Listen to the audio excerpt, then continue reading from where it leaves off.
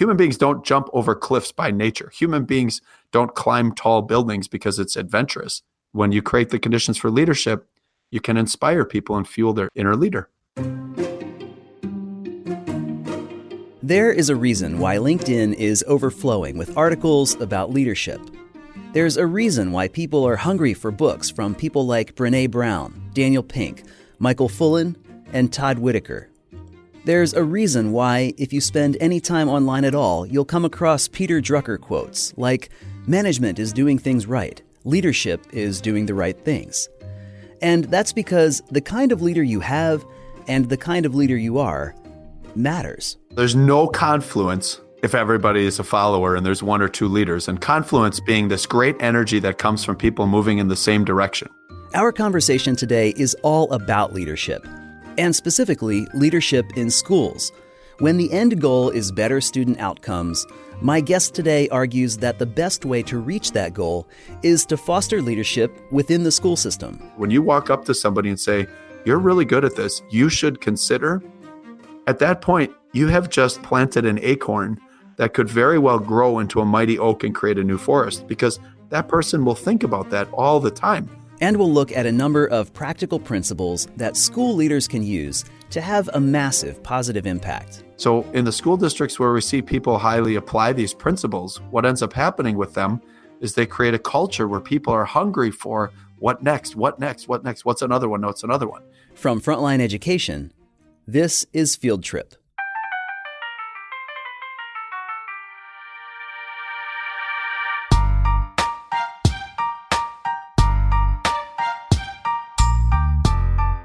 Today we're speaking with Ted Neitzke. Ted is the Executive Director and CEO of CESA 6. That's the Cooperative Educational Service Agency 6 in Wisconsin. We are in the dead center of the state of Wisconsin, and my role here is I serve all of the different employees in the different areas of our organization.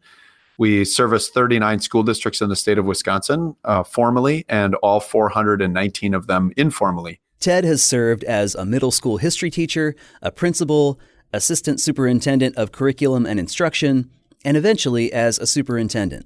I have literally had every job in a school district. I worked maintenance when I was in high school, and wow, college I cut the grass, and I did quite a few other things, but I've been very fortunate and blessed that I get to serve in the public arena. Well, in education, we often hear it's all for the kids. And that's true. The whole goal is better student outcomes, not just grades, but better opportunities, preparing kids for life, preparing kids to meet the challenges that we face in the world. And as a former superintendent, the leader of an educational consortium, where do you see the biggest opportunity for schools and districts to make changes to better impact those student outcomes? Well, I would say creating leadership within the school system. It is all about the kids, but it's also about creating the conditions so that the kids can be successful. First, when you're dealing with children now as young as 2 and 3 years old in educational systems, all the way through 21 to 25 years old, depending on what state you're in, what has to happen is you have to create the conditions so that those kids, their teachers, have choice and voice in their day, that they have some ability to control not just their learning, but their environments, so that they can acquire the skills needed that they believe they need in order to be successful. We've swung the gamut to such far standardization that we've kind of missed the opportunity for kids to be successful, as well as their teachers, by following their passions and creating the opportunities for them to lead. And when I talk about leadership, what I mean by that is providing people the mindset and recognition that they control the conditions of their life, and that they are the ones who have influence over other people through their actions. So, I speak a lot around the region and the country about this idea of being Buffalo. And it's just the simple idea that as an educator, specifically as a teacher, an administrator, district office person, you really can't be hindered by having what's called a bad day. Before we go any further, take that phrase, being a buffalo. I don't know about you, but I had not heard that before. I learned about this buffalo principle a few years back, where the buffaloes and cows on the eastern plains of Colorado, they graze together, and they have very, very different behaviors in summer. And I aspire every day to be a buffalo as a result of this learning. And this is what it is. So each day on the eastern plains of Colorado, there's a thunderstorm. Every day in summer, hot air from the desert hits the cold tops of the mountain, condenses, and there's a thunderstorm for 15 to 20 minutes. Well, cows, they actually turn and they walk east. So they hear the thunder, they see the lightning, and they try to outwalk the storm. Buffalo, who are native to the prairies and the grazing lands, they hear the thunder and they instinctively turn west and charge towards the mountains so that they're in and out of the storm faster. So they actually run into the storm, take on their immediate problem, and then they watch as the cows try to outrun it. But as a result, the cows are in it longer, they endure more pain, they're wetter, colder, and miserable. And that's the greatest metaphor for me for education. As an educator, specifically as a teacher and administrator, district office person, you really can't be hindered by having what's called a bad day. You can have a bad moment, but you need to pivot quickly because there's so many people depending upon how you present yourself, your relationships with them, the energy that you give to them. And, what we're missing, I think, in the overall scope is, we focus on strategy and moving kids, percentile points, but we forget the whole journey of that child and the fact that we need to make sure that everyone feels that they have the ability and the autonomy to make a difference. And, that is through process, and that is by creating the conditions for those people to be successful. So, while it is all about the kids, at the end of the day, it's adults who drive the conditions for learning. It's adults who drive the conditions for leadership. And at the end of the day, the kids are a result of those conditions, and that's where we get excellence. And that's really the biggest difference that you see, I believe, between school districts that are becoming innovative and iterating off of old practices and the school districts that are kind of stuck in the idea that it's all about instructional strategies to make sure kids can pass a test. Well, I want to ask about that idea of leadership for a second and just play devil's advocate, because I agree with everything you just said. You talk about the importance of leadership, the importance of everyone in the organization to understand that they have the ability to be leaders. So maybe a way of getting at this issue from a different angle is to ask it this way. Don't we need leaders and followers? If everyone is a leader, what does that bring to an organization? And why is it not okay for people simply to remain followers? Well, okay, so there's no confluence if everybody is a follower and there's one or two leaders. And confluence being this great energy that comes from people moving in the same direction, right? So you have tributaries that feed into a small stream. That small stream becomes a big river. That big river has great power and influence. And that's what I mean by that. Yeah, you need followers, and there are always going to be organizational hierarchies. But within that hierarchy, people need to know that they have the ability to make a difference. And that's where you get the difference between highly engaged systems and then disengaged systems, where people come to work or come to the classroom with the intent not to do what they're supposed to do. Where in high engaged leadership organizations where people know these are the conditions for success, this is how when I pull on the rope, it makes a difference, it changes. And absolutely, you're right with the idea of being devil's advocate against that. Everyone can't be a leader, but no one can pass up the opportunity to lead. And that's what you want to be able to create. So, a 5-year-old walks into a classroom, into kindergarten, and leans into a kid and says, "This is stupid." The kids next to him are like, "This is stupid, this is stupid, this is stupid." And it creates that culture where if you create a culture where the kids recognize that they make a difference, there's always going to be those negative Nancys and, parking lot Petes who are always making things harder for everyone else. But at the end of the day, there's great confluence if you can come together around it. Trying to create those conditions for leadership. Leadership isn't something that you can just say, okay, go, be a leader now. So how do you equip people to be leaders? How do you motivate them to be leaders? Process and recognition. It's that simple. Here's how you made a difference today. So when I was assistant superintendent of schools, pretty much every problem landed on my desk. And at the end of the day, I would reflect to myself, okay, what did I do well today? Because most days I didn't feel like I did anything good because I was inheriting, an angry dance mom who the superintendent said, you have to deal with this. Or I would deal with a teacher who didn't like the resources and materials, or a community member who wanted to question why we did yoga. And at the end of the day, I'd have to figure out, what did I do well? Well, what I did was, I protected other people from these distractions. I worked with other people to find compromise so that we wouldn't have chaos. And that's one of the things that, you need to do, is creating those conditions. And then what I would find when my superintendent would come in and say to me things like, that really helped us a lot. Here's how you saved us. when leaders in the upper parts of the organization start to connect the dots for everybody else and say, here's what made a difference. That's how you do it. And the second thing is through process. Most people do not walk into a staff meeting, a district meeting, any type of meeting with the mindset like, hey, maybe I'll get to do something today, or I get to speak up or change things. And there's always those 4 or 5 people in a room of 20 who talk the whole time. Well, what we do is we coach around creating the processes so that you have voice for everyone, so that the first person who speaks isn't the one who just gets to control the environment. So it's around creating processes, because you have introverts, extroverts, and omniverts, right? So the people in the middle of those two behaviors who are looking for the opportunity to shine, but don't necessarily know how. You have introverts who want to be reflective. You have extroverts who want to control the conversations. But at the end of the day, what has to happen is you have to create process and recognition. And that's how you do it. And it works. Can you get into that a little bit more? When you talk about creating process, what might that look like? So one of my favorite ones is called the consensogram. So I take rummage sale dots, the little circular dots, 5 cents, 10 cents, and somebody comes in and they try to negotiate down that they're going to give you less than a penny for something.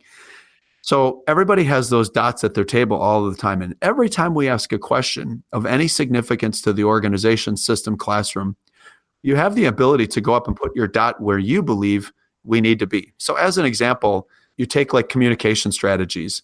I prefer email, I prefer texts, I prefer face-to-face, I prefer snail mail, whatever it is. And you give people those choices. You give them a scale of 10 to 1, and then they put their dots up there. And then as the leader and the group, you step back and you see, oh, well, everyone in this team or group really likes texts, not emails. When you're done with a service or before you start a service, you ask people, where's your comfort level with implementing X? And then they go up there on a scale of 5 to 1 and they put it there. So now as the leader and the culture, everybody steps back and sees, oh, okay, so there's a number 5 up there who has high confidence and there's a number 1 who has low confidence. I'm going to take the 5 and ask him to sit with the 1 and try to move that person, him or her, to a 3 or 4 by the end of the day to build their confidence. Because again, every organization has a natural hierarchy. Teachers are afraid to go to the principal in a vulnerable manner to share with them what they're not good at, because we're not in a system it's comfortable to fail. So we're not in a risk business. We're not high tech where if it didn't work, we'll iterate really quickly. We're in education. We mess around. We mess with kids. That is one of my favorite tools. The other tool is to make sure people have a clear idea of exactly what they're supposed to be doing. And, mission statements get banged up on all the time.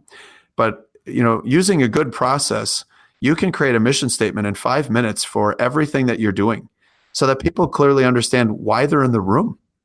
I mean, meetings show up on all of our calendars. We get put on a district committee, or we get asked to go to a cabinet meeting or whatever, and you don't know why you're there or why they're there.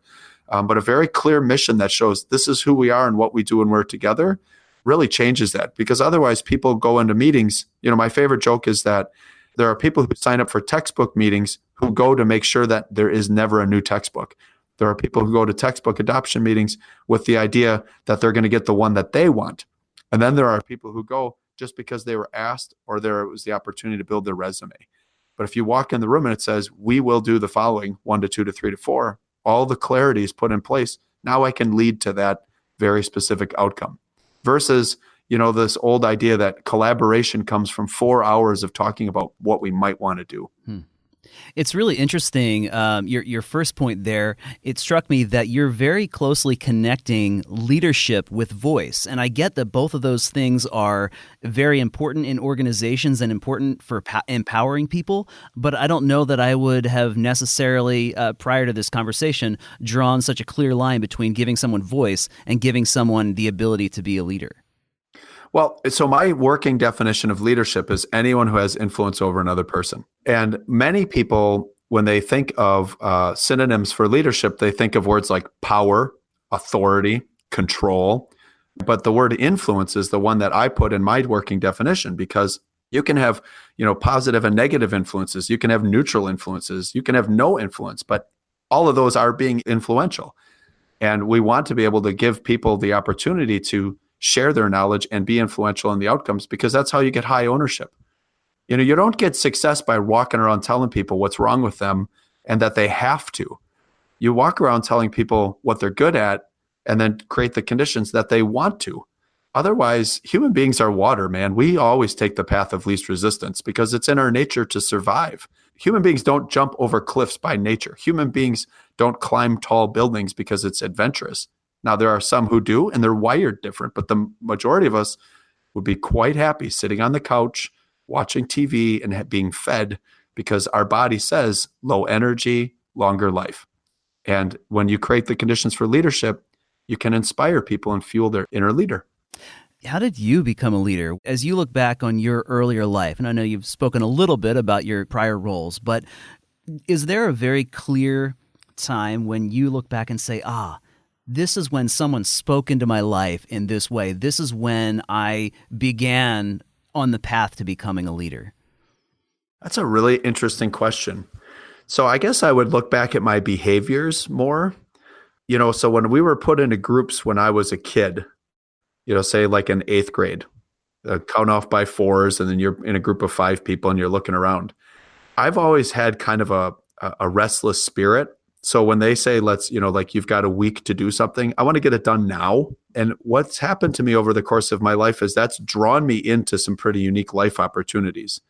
When we go into like status leadership, how did I get to my roles and titles? That is because of other people who walked up to me and said things like, you should be. And that's why we have a process that we coach around about succession planning, because, they joke about horse whisperers. There are leadership whisperers. When you walk up, and that's why I talked about recognition before, when you walk up to somebody and say, you're really good at this, you should consider, at that point, you have just planted an acorn that could very well grow into a mighty oak and create a new forest, because that person will think about that all the time.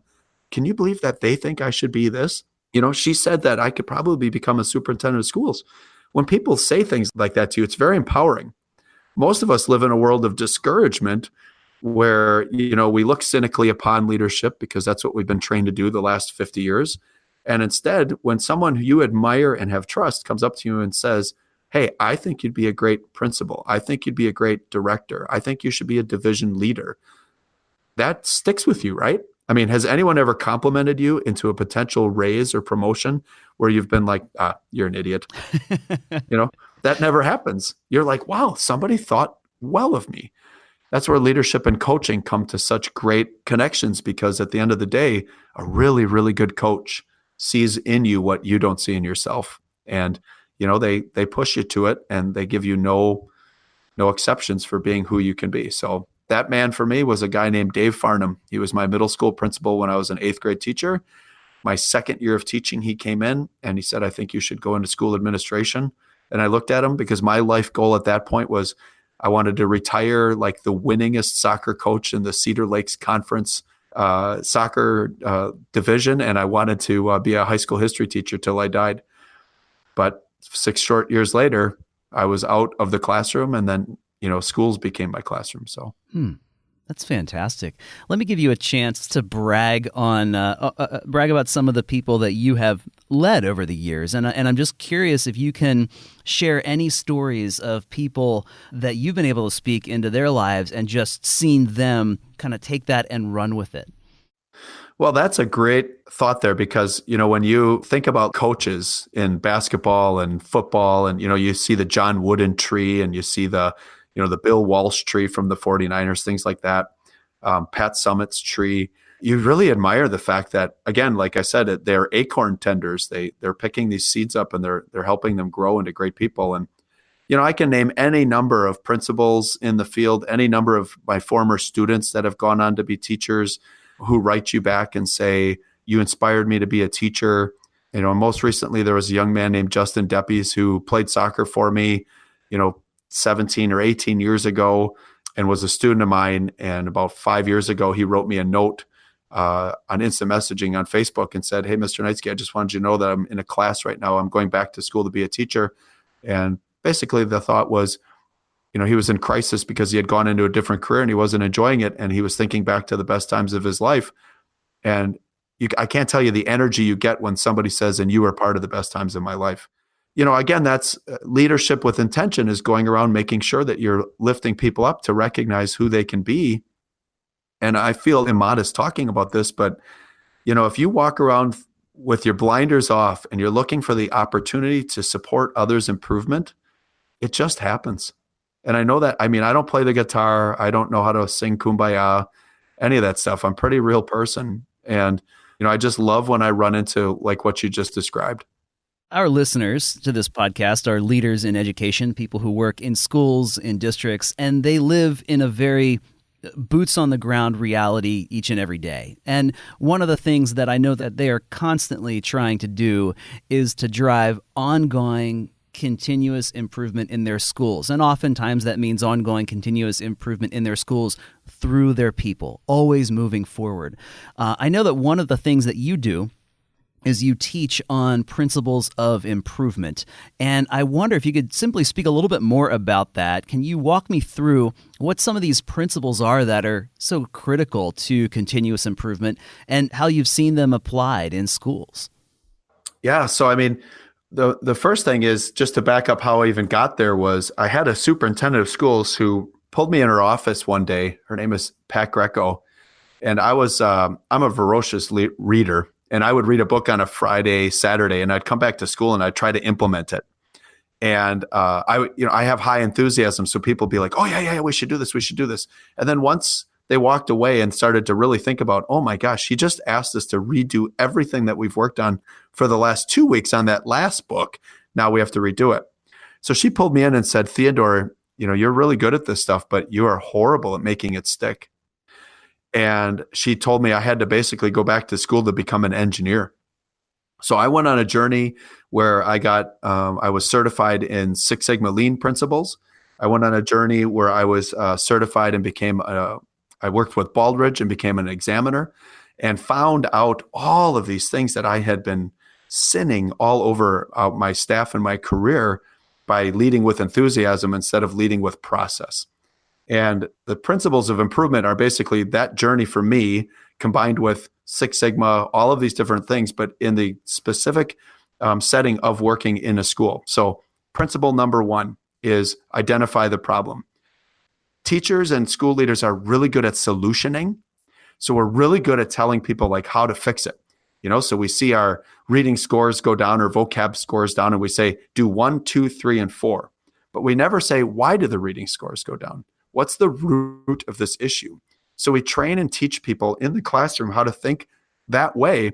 So the big flip is, where did we fail? Admit that we failed.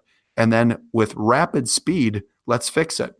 So most school systems are on 180-day school calendars. What we say is, you have 3 days to find the problem, 3 more days to adjust. 3 days after that, we're going to review it. No one's used to that. And all good school initiatives, which are usually solutions, die right after Thanksgiving. And the reason they die after Thanksgiving is because nobody's checking on them. They're working in some places and not in others. There's no confluence or energy. So then it kind of goes south. The other 6 principles are pretty simple as well. One of the things we want to do is, once we identify the problem, we want to go put our eyes on the problem. And we want people to go see what's going on in the field and see what's going on in other classrooms. And that's something in education we're not good at. What we're really good at is professional learning communities, pulling adults out of the classroom, putting adults in a library around a table, and having them talk about a problem without any of the actual stakeholders present. What we want to do is we want to put them in the classroom, have them talking to kids, reviewing what's going on, walking the walls, and seeing where are the consistencies and inconsistencies, and providing teachers with what's called an OFI, O-F-I, an opportunity for improvement. So not a normal walkthrough where, hey, this is horrible, your fire extinguisher is clipped off, where's your safety kit? All of these gotcha kind of things.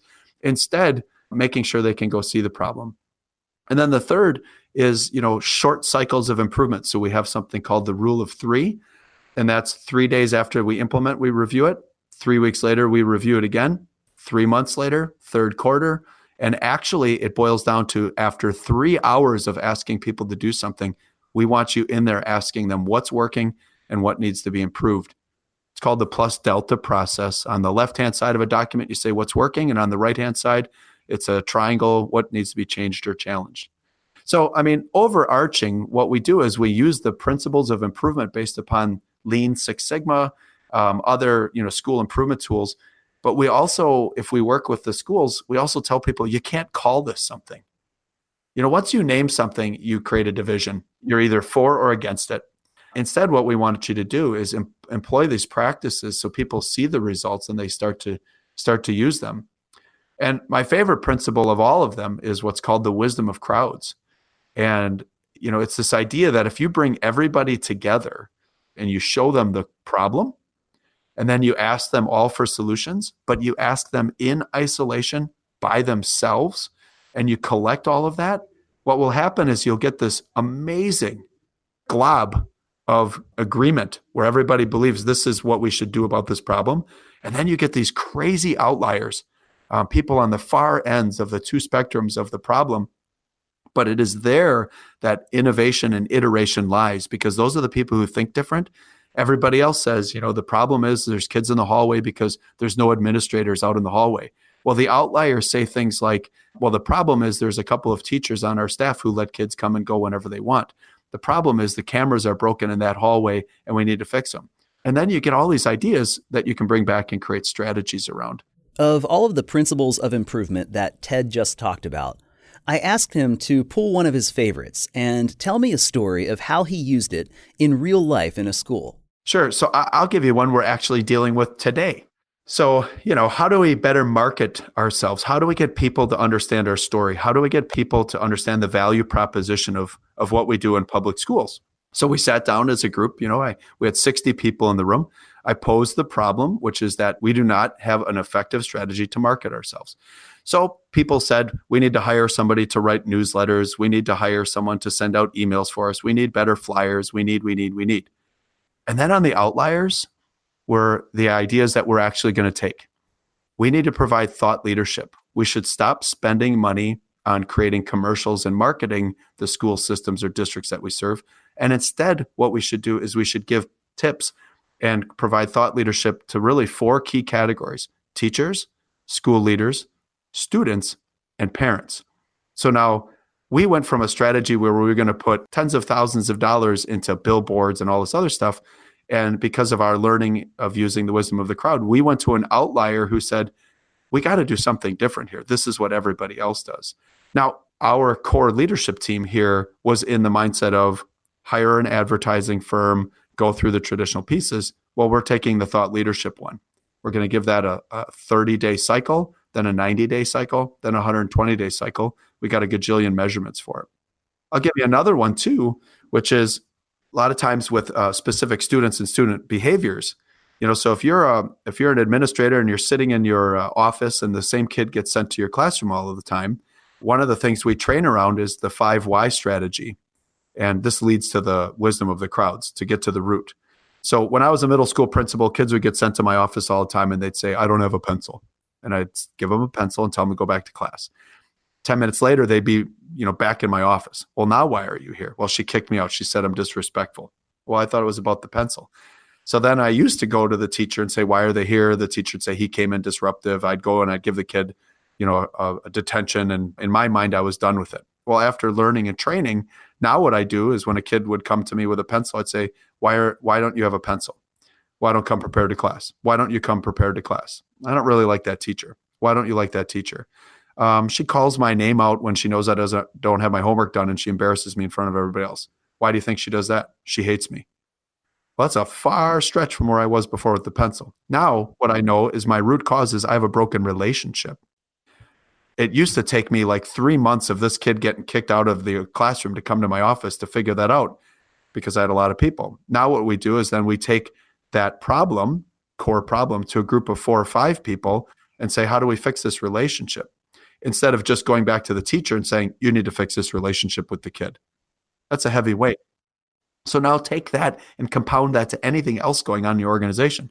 It's a different way to think. It encourages others to participate. And before, when you're talking about voice and leadership, if you are quiet, you become a victim of your own circumstance if you don't engage. So that's what we do. And using the wisdom of crowd, you can do that for anything. And my favorite activity is if you go onto YouTube, BBC has a video called The Wisdom of Crowd, and it shows the mathematical process and fact behind this. I always bring a jar of gumdrops with me when I do training. and I ask people to guess how many gumdrops are in the jar. And it's a small, like 1-quart mason jar filled with gumdrops.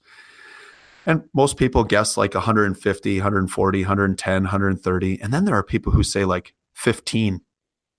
And there are people who say 580, 600. Well, there's 126 gumdrops in that jar. But what ends up happening when I ask everyone is the larger the sample, the closer they are to the exact number of being able to identify the problem. And there's one condition you have to create. People have to guess in isolation what the problem is. Because as soon as other people start talking, it's like the Price is Right. You say $2.99 for the dryer. I say $3.01 for the dryer. Right. And then the next guy goes $1 because, it's closest without going over. Well, that's not independent thought. That's not the wisdom of crowd. That's stealing. So we want to be able to create those conditions. And then the last principle, number 7, which is the one I get most energetic about, is fix what's bothering you. So, when you're a superintendent or a principal or a teacher, you have all these micro things that irritate you. Almost all of them you can fix. Yet you will sit around and wait for someone else to tell you, hey, I can fix that for you. Or I will wait for, as the leader, I'll wait for someone else to notice that I'm struggling to fix it. Our principle is this: fix what's bothering you, because you're a leader. If your door squeaks in your classroom, don't sit around waiting for the janitor to notice and 15 years later say no one cares about me. Go get some flippin' WD-40 and spray it and fix it. If the copier's broke, don't sit around and say, oh, here we go again. Nobody cares about me. Fix it. And that's one of the pieces of empowerment with teachers and leaders that we often miss, is that we feel like people don't care about us because there's no one there to fix our problems for us. When it's our job to fix that, bring the people together who are the experts around us to support us, but really provide the energy and leadership to do it. And that's one of those big differences, man. That's a big shift between us and a lot of other people. Let me ask you sort of a basic question about all this stuff, right? We have things like the 5 whys principles. We have the rule of 3. You have the principles of improvement, lots of different things, lots of different tools for our tool belt. I don't know about you. I have a lot of things going on in my life, and on any given day, when I'm dealing with X, Y, or Z, I may or may not think about, oh, I should use the principle of the 5 whys here, or I should use the rule of 3 over here. How do you keep these tools at the top of your toolbox? How do you keep them top of mind? How do you remember or know or think about, oh, this would be the appropriate thing to remember at this particular junction? Right. Well, first of all, I just want to disclose, I wasn't born this way, right? So I used to, I would stick my hand on a hot stove over and over and over again and be like, why is it hot again? How did that happen? How it happens is repetition, reinforcement, and then getting rewarded for it, seeing it actually work. It also works really well by not trying to do all of it. It's picking one process and getting good at it. What you just said for me would be, if you and I were coaching, I would say, okay, so first, it's called the gap analysis diagram. It's very simple. It's 2 boxes that are like 8 inches apart on a piece of paper. On the left-hand side, it's the current state. On the right-hand side, it's the desired state. And I would ask you, what are 3 things we're going to do to get ourselves to the desired state? And that's it. That's a principle of improvement process. Where am I at? Where do I want to be? What are the 3 behaviors I have to change in order to get there? And then recognizing that each step is the new current state. So I have a really, really good friend who uses an analogy. He has had cancer 6 times, 2 different types of leukemia. And he abides by something called the point A principle. No matter where I hit my golf ball, it's a new start. It's a new point A. So when I wake up in the morning and I go to the doctor and he says, I have leukemia again, I plan a trip. And I looked at him like, what? He goes, I plan a trip. I give myself a new point A. So I have something further down the road to look forward to other than blood transfusions, chemotherapy, bone marrow transplants. And he said, I keep myself looking down. That's mindset, right? But now you take mindset with principles of improvement or tools, you just get dangerous. So in the school districts where we see people highly apply these principles, what ends up happening with them is they create a culture where people are hungry for what next, what next, what next, what's another one, no, it's another one. And there are plenty of people who would share the mindset of, I'm too busy. How would I do all this? And again, it's just habit forming and modeling. When someone comes to you with a problem, it's only because there isn't a process. So you stop and you find that. Now, full disclosure, even me in my organization, I have a guy named Jason. Jason's job is process because I'm a shiny object kind of person. Like I can be like, oh yeah, forget it. Let's just move on. We'll drop that. And he'll go, no, no, no, no, no. Let's go to process, Ted. Is there one takeaway that you think would be most beneficial to the most people leading in education today? For Jim, it was the point A principle that he just used all the time. Which of these do you think tends to meet most people right where they are? So you can say, hey, here's your target. This is what is going to be the most beneficial to the greatest number of people who might be listening. Wow, that's a powerful question for me. I'm going to say reflection. And I know this has taken us out of the loop here a little bit, but there's two core behaviors of system leaders, classroom leaders. And that is, one is they have to be empathetic and understand their actions in the shoes of the people that they serve. But second is creating the conditions for reflection. And when I say that, the strategy or process is OFI. What are my opportunities for improvement? What went well and what would I change? And that's the plus delta process.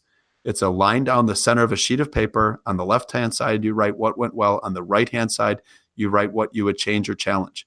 You end every interaction with 3 or more people using that process. It is the simplest tool ever. And the reason it's so important is, as the leader, you have got to give voice to the people that you are serving. So let me give you an example. Everybody has mission, norms, and values for all of their teams, right? How do you know, Ryan, that it's actually working? So at the end of your meeting, you ask people, what went well? What would you change or challenge? At the end of a class period, at the end of a committee meeting, at the end of a school board meeting. And you as the leader then get this feedback, immediate feedback, raw feedback.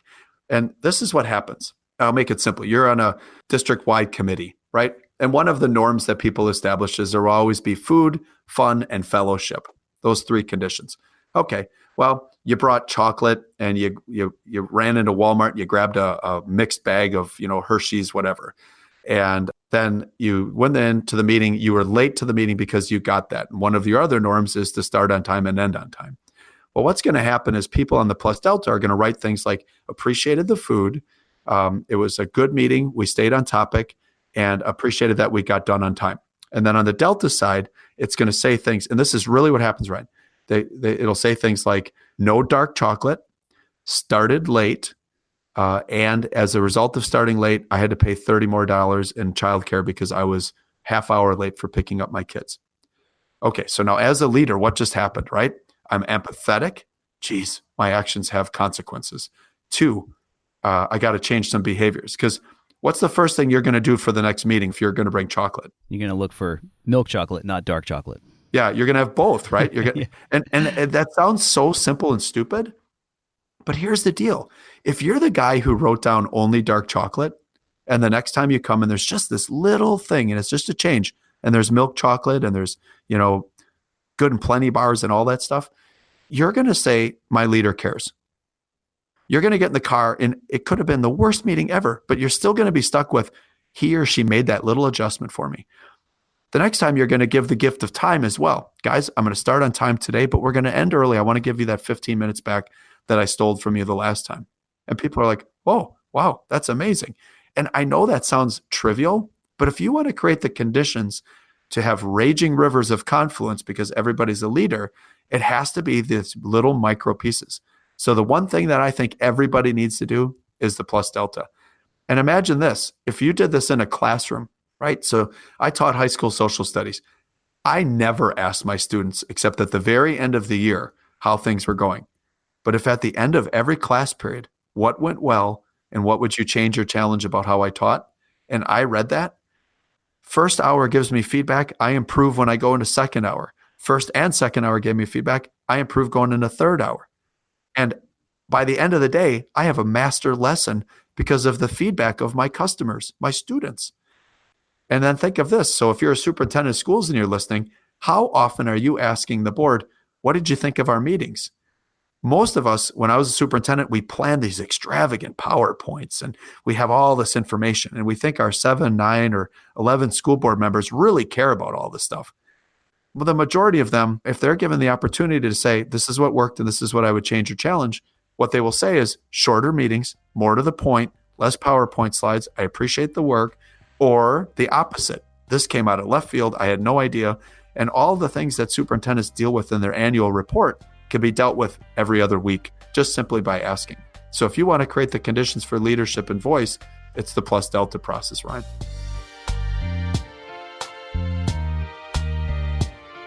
Ted Neitzke is CEO of CISA 6 in Wisconsin. Ted, this has been fantastic. It's been great speaking with you, and I want to thank you for your time today.